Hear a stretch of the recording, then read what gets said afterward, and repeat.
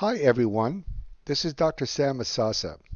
In this chapter, we'll be covering the practical points of face anatomy in relation to correction of the aging process. Safe and effective cosmetic surgical practice relies on a clear knowledge of and understanding of the facial anatomy. To create a more youthful, natural-looking form, the surgeon endeavors to reverse some of the changes that occur due to the aging process. These include volumetric changes in the soft tissue compartments, gravitational changes in the attenuation of ligaments. Whether the plan of rejuvenation include injectables, rhytidectomy, platysmoplasty, autologous fat transfer, implants, or endoscopic techniques, sound knowledge of facial and neck anatomy will increase the likelihood of success and reduce the incidence of undesirable results or complications. This presentation describes the anatomy of the face in layers or planes, with some important structures or regions described separately, including the facial nerve, sensory nerves, and facial arteries. The superficial layers and the topography of the neck are also described. The facial skeleton forms the hard tissue of the face and provides an important structural support and projection for the overlying soft tissues, as well as transmitting nerves through the foramina and providing attachment for several mimetic muscles and muscles of mastication. Following a brief description of the hard tissue foundation, the soft tissues of the face will be described from superficial to deep layers in the following order: skin, subcutaneous fat compartment, superficial fat compartment, superficial musculoaponeurotic system or the SMAS, retaining ligaments, mimetic muscles, and deep plane including the deep fat compartments. Facial appearance is to a large extent determined by the convexities and concavities of the underlying facial bones. The high cheekbones and strong chin associated with attractiveness are attributable to the convexities and projection provided by the zygomatic bone and mental protuberance of the mandible respectively. In this presentation, we'll be covering the anatomy of the face in the frontal and lateral views. The subcutaneous fat layer is divided into compartments by the fibrous septae, and their content of fat varies between individuals and with age. On this lateral slide of the face, we could see the subcutaneous fat layer is divided into compartments by fibrous septae, and their content of fat varies between the individual and with the aging process. This lateral view, the fat compartments are shown including the glabellar fat pad, the lateral temporal cheek fat compartment, the nasolabial fat compartment, the medial cheek fat compartment, the middle cheek fat compartment, the jowl fat compartment, the chin fat compartment, and the lateral cheek fat compartment. In this slide, the right half of the face shows the arrangement of septae schematically, whereas in the left side or left half, the compartments have been color-coded and superimposed on a fatty layer.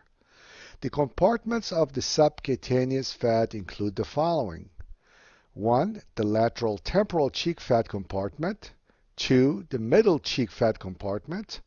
3. The medial cheek fat compartment. 4. The nasolabial fat compartment. 5. The jowl fat compartment. 6. The chin fat compartment. 7. The submental fat compartment. And 8. The cervical fat compartment. The lateral view of the face shows the subcutaneous fat compartments have been color-coded.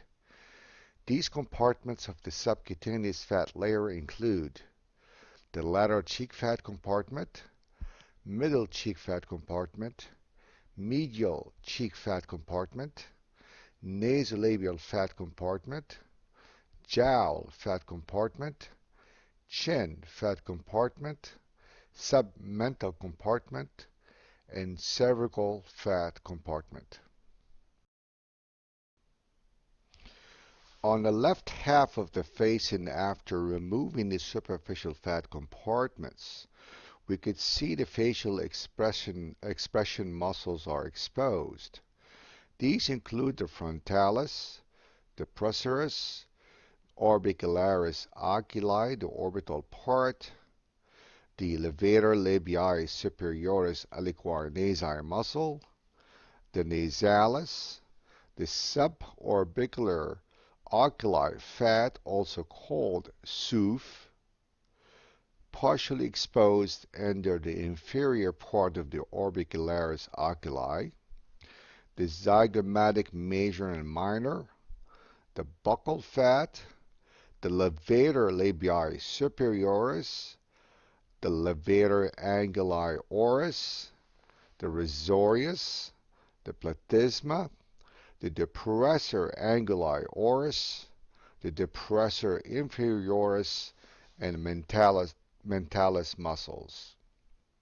In the right side of the face, the subcutaneous fat compartment layers were exposed. They usually thin. The orbicularis oculi muscle is only covered by fat at its peripheral part or the orbital part. Its central portion or the palpebral part usually remains uncovered by fat. The skin of the eyelids is the thinnest in the body and is almost free of fat. In the cheek region, the amount of fat may vary, whereas it can be very thin or missing in the perioral region.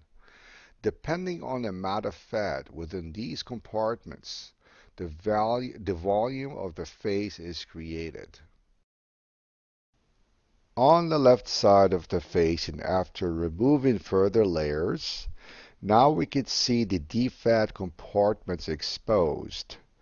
These include the glabella fat pad, the suborbicularis oculi fat pad or SOOF, which is partially exposed, the cheek fat pad exposed, and the submental fat compartment.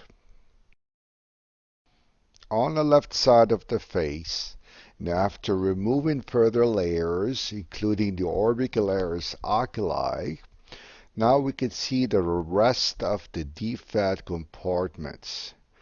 These include the retroorbicularis oculi fat pad, also called roof, the suborbicularis oculi fat pad, called SOOF, fully exposed, the buccal fat exposed, and the submental fat compartment. This is a unique slide showing the expressive facial muscles underneath the skin.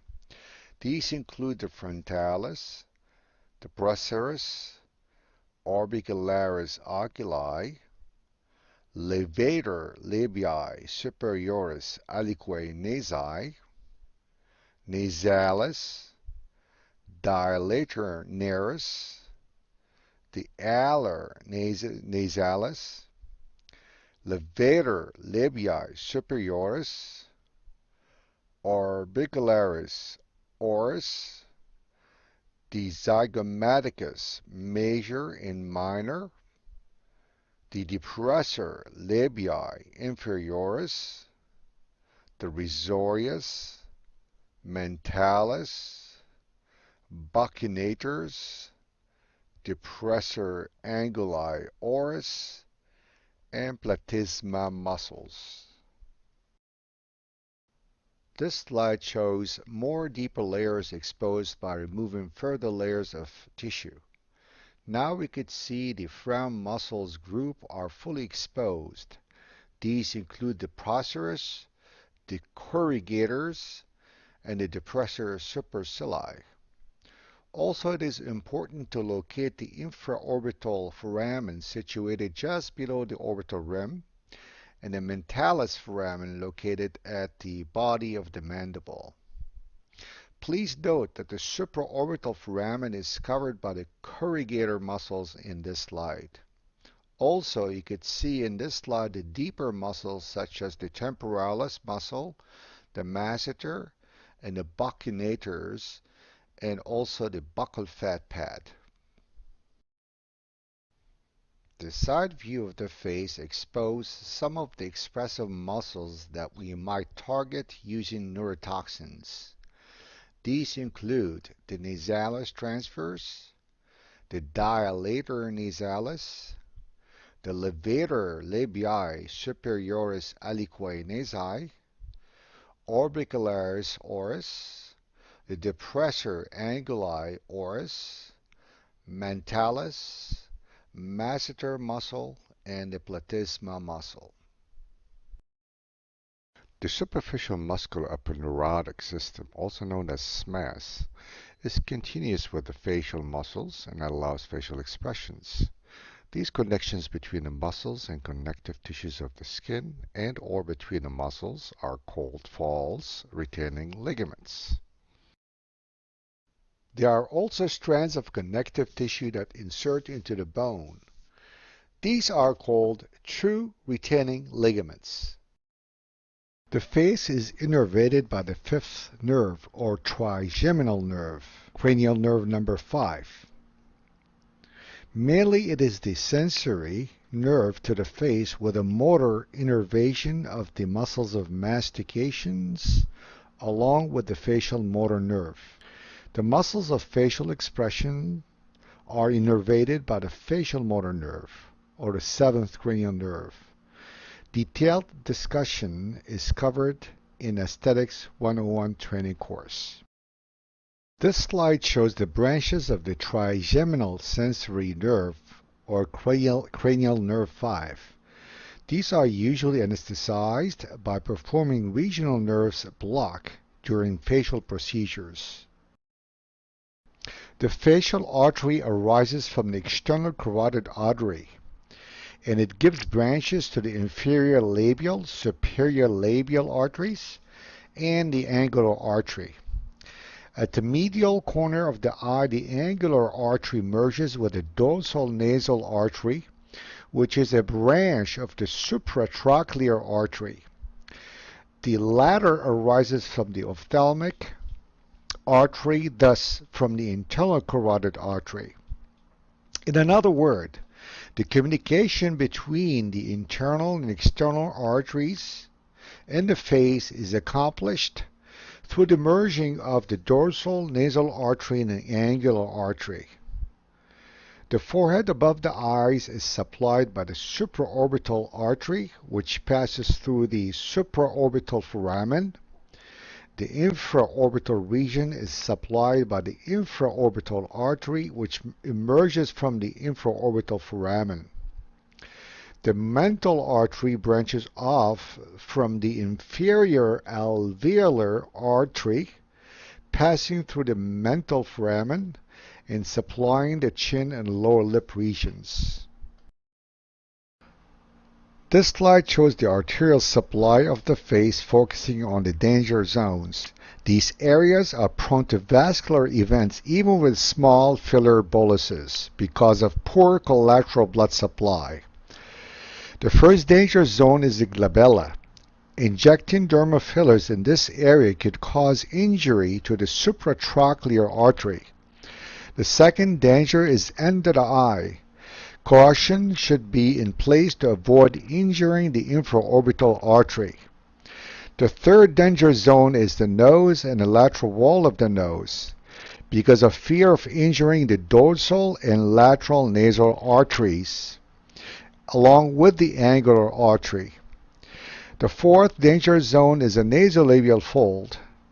When injecting dermal filler in this area, caution should be taken place to avoid injuring the angular artery.